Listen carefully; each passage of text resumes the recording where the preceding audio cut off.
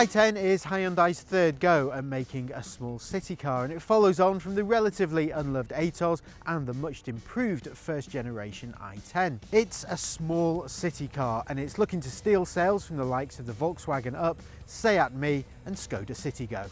And just because it's labelled a city car, don't think there's skimping when it comes to space. Short in length but tall in height, and it comes with 5 doors as standard. It's all about low costs and ease of use. The i10 is ideally suited for life around town and squeezing into tight parking spaces, and it stakes a claim as the car of choice for the value-conscious urban dweller. There isn't a great deal of choice when it comes to engines. There are only 2 available, a 3-cylinder 1 litre or a 4-cylinder 1.2. Now, the 1 litre is best suited to life around town, but it does feel a little bit out of its depth at motorway speeds. The livelier 1.2 is a much better all-rounder. It doesn't need to be worked so hard to make reasonable progress and feels a bit more relaxing in general. You also have to opt for the 1.2 if you want an automatic gearbox, because the 1 litre is a manual only.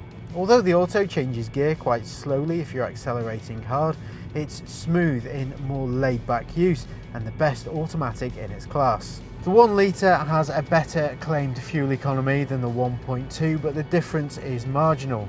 There is also a 1 litre blue drive version for lower emissions. It has stop-start and will emit just 93 grams per kilometre of CO2. This makes it the best choice for company car buyers. Private buyers are better off with the 1.2 though, which still achieves a reasonable 114 grams per kilometre of CO2. The suspension is firm enough to keep body roll in check in the corners, yet there's enough suppleness to cope with all but the sharpest urban potholes. So the i10 feels settled most of the time around town. There's a bit of bounce over high-speed undulations, but generally it's a comfortable car. If there's a disappointment, it's the steering. It all feels rather vague. However, it's light enough to make easy work of parking and driving around town. There's also plenty of grip to give you confidence through the corners. It's not as fun to drive as a more communicative Volkswagen Up, but it is stable and easy to drive. The 1 litre engine is exceptionally hushed for a 3-cylinder unit. In fact, it's actually quieter than the 4-cylinder 1.2 much of the time. By city car standards, the i10 is also brilliant at shutting out wind and road noise.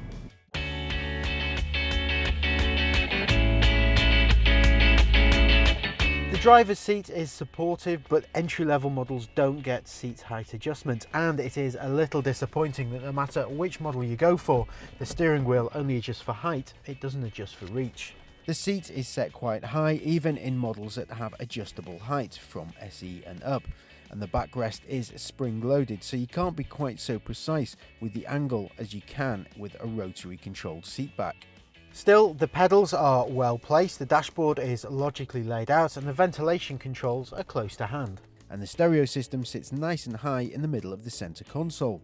There aren't too many buttons, and the ones that are there are clearly marked. The forward view in the i10 is very good. The tall windscreen and relatively slim pillars make it easy to see what's going on around the car.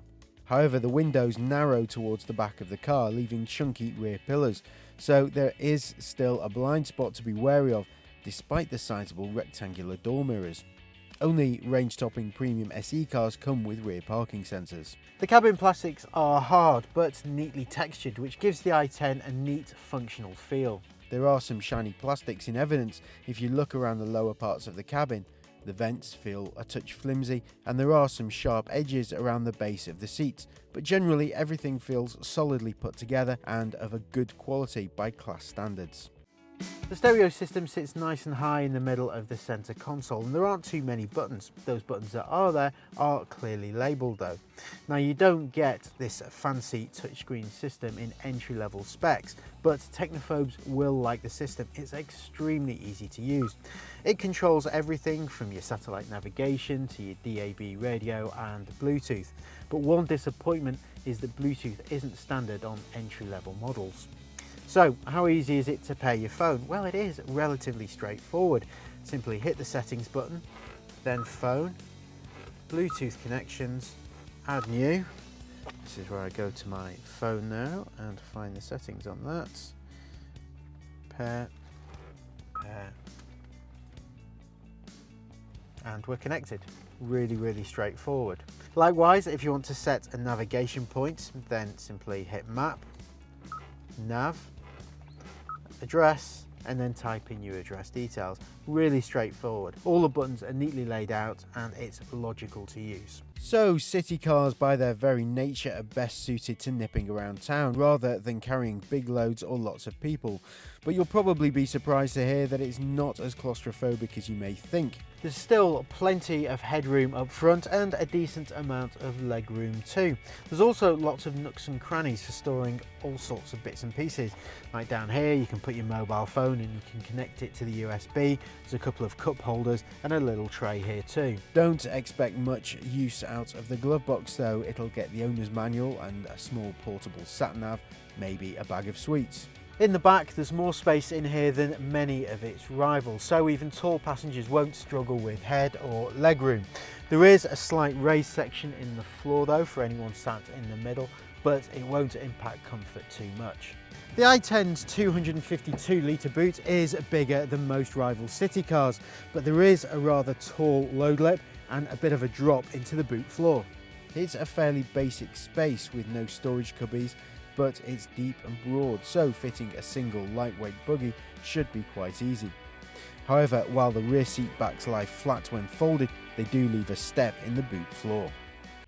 The i10 isn't the cheapest car in its class, but then it's not the most expensive either, and sweeteners like low interest finance deals and deposit contributions really make it worthwhile. Economy in the 1 litre is slightly better than the 1.2, but the difference is pretty marginal. Our real-world tests showed that the 1 litre managed 45.6 miles per gallon, while the 1.2 managed 42.6. If you want lower CO2 emissions too, then the 1 litre Blue Drive version features stop-start, making it the best choice for company car buyers. Servicing is also among the cheapest in its class. Equipment levels are pretty basic. The entry-level model gives you electric front windows and central locking. The SE spec is more expensive but worth it as it includes air conditioning, electric rear windows, driver's seat height adjustment, cruise control and adjustable heated door mirrors. Premium adds alloy wheels, a leather steering wheel, LED daytime running lights, and Premium SE has a 7-inch touchscreen infotainment system, sat-nav and bigger alloys. So to sum up, the i10 is one of the best small city cars around. It's quiet, roomy, has excellent value for money and has a long warranty too. Its biggest flaws are the lack of equipment like Bluetooth unless you go for the highest trim levels and lower safety ratings than its rivals. For plenty more on the Hyundai i10, including our full online review, head to whatcar.com.